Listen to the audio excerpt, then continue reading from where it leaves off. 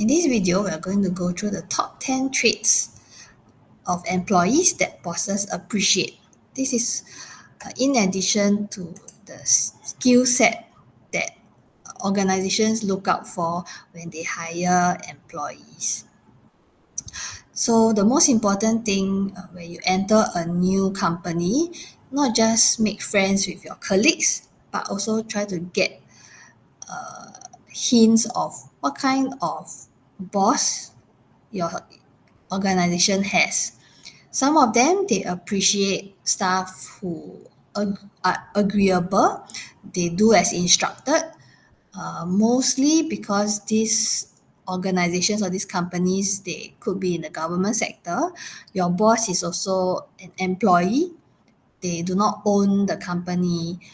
They are just earning a living, and they prefer to manage staff who are easy and do not rock the boat too much. There are kinds of bosses where they prefer staff who act as the devil's advocate, that you are able to see things from different perspectives and highlight their blind spots that they might not have noticed. Typically, these are the owners of the company, so they would appreciate all kinds of staff. Then number two is a smart worker. In the past, you might have heard that, oh, you have to get to your company early, leave after your boss leave, and show that you are a dedicated worker. Nowadays, there are bosses who do not mind if staff go back earlier once they have finished their work. And some employees, they also do their own things until they see the boss step in, then they start typing furiously on the laptop to show that the boss that they have something to do. In the past, I used to do my work very fast, even before my boss steps in. And by the time my boss steps in, he sees that, hey, how come you finish your work already? They might give you more things to do, or they might think that you are not doing your job properly. So know how to allocate your time and distribute your work accordingly. Then it is not just important to get your tasks done, but in large organizations, they prefer that you will be able to work in a team. Sometimes working in a team means you have to compromise, you might have to accept other people's ideas that you might not totally be agreeable with, or you might have to work with people that you do not like. So you have to put aside your differences. You're not expected to be friends with them after work, but during work, you have to be cordial. Then most bosses would prefer staff who are enthusiastic. No matter how much you dread coming to work, no matter how much you dislike the company culture, you have to put on a mask, a brave front, while you are in front of your colleagues and your management. So be enthusiastic more than giving them a black face. Why I put number 5 on why I put resourcefulness as number 5 is because sometimes it takes experience, years of experience, before you know where to get the different resources. So it's important to build connections, and this will help no matter what company you work in. Then many bosses also appreciate staff who are flexible no matter what you are allocated. So sometimes you might apply for a certain job in a company, but they need manpower in another department, and they might swap their staff to do that. Even though that is not what you like or what you join the company for, if you are able to show that you can rotate to different position, different job roles, and still contribute to the company without complaining about it, then it will help the organization. And in this way, you have a chance of a higher likelihood of being valued at work.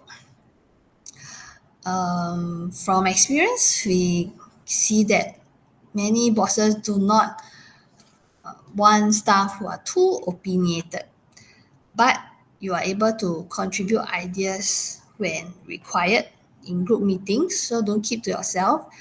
Not all bosses have learned about neurodiversity. Some staff, they contribute through writing down ideas. So there are organizations where they will have like a feedback box where if you have ideas, you can submit your feedback anonymously, or you can submit your feedback, write your name down. And there are, because they know that there are some staff who just do not think as fast in group meetings, they are not so vocal. So if you prefer penning it down and your organization culture has that suggestion box, feedback box, then you can tap on that.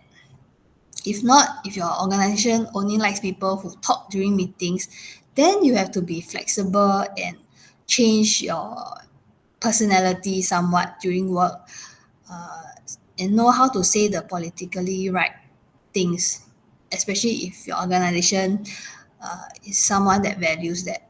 I have colleagues who they don't really have new ideas to say, and sometimes what they say sounds like haven't said anything, but because it's politically correct, the company actually values this kind of stuff.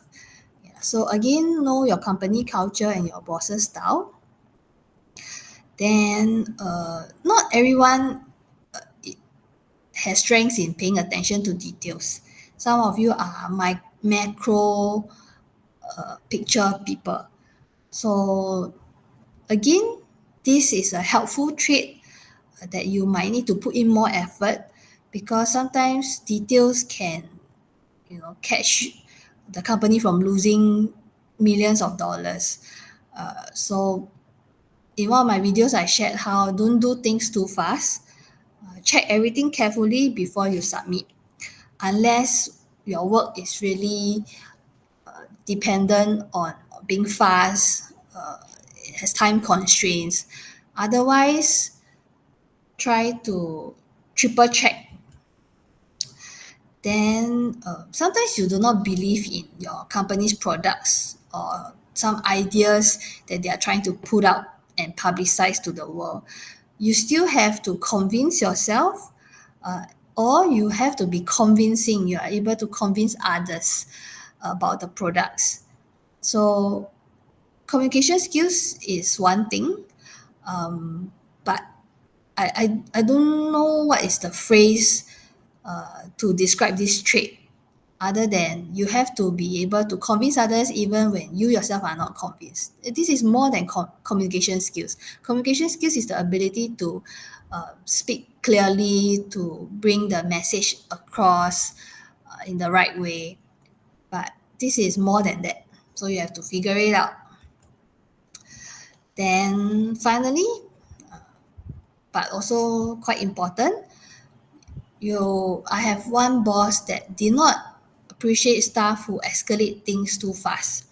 So try to problem solve it, no matter what means you have to do, before you ask for help from your manager. If you are a new entrant or a fresh grad, or you just joined the company, it is okay to ask. But after some time, maybe 2 or 3 months, then you have to try to fix things before you tell the higher ups. So I have colleagues who always ask other colleagues who are same level as them. They don't ask for help directly from their reporting officers, because it might show incompetency. So if your company is someone that values that, then you have to be careful not to ask your team leader or your supervisor too early. You have to, even if you are very close to your supervisor, try not to tap on them until really the last resort.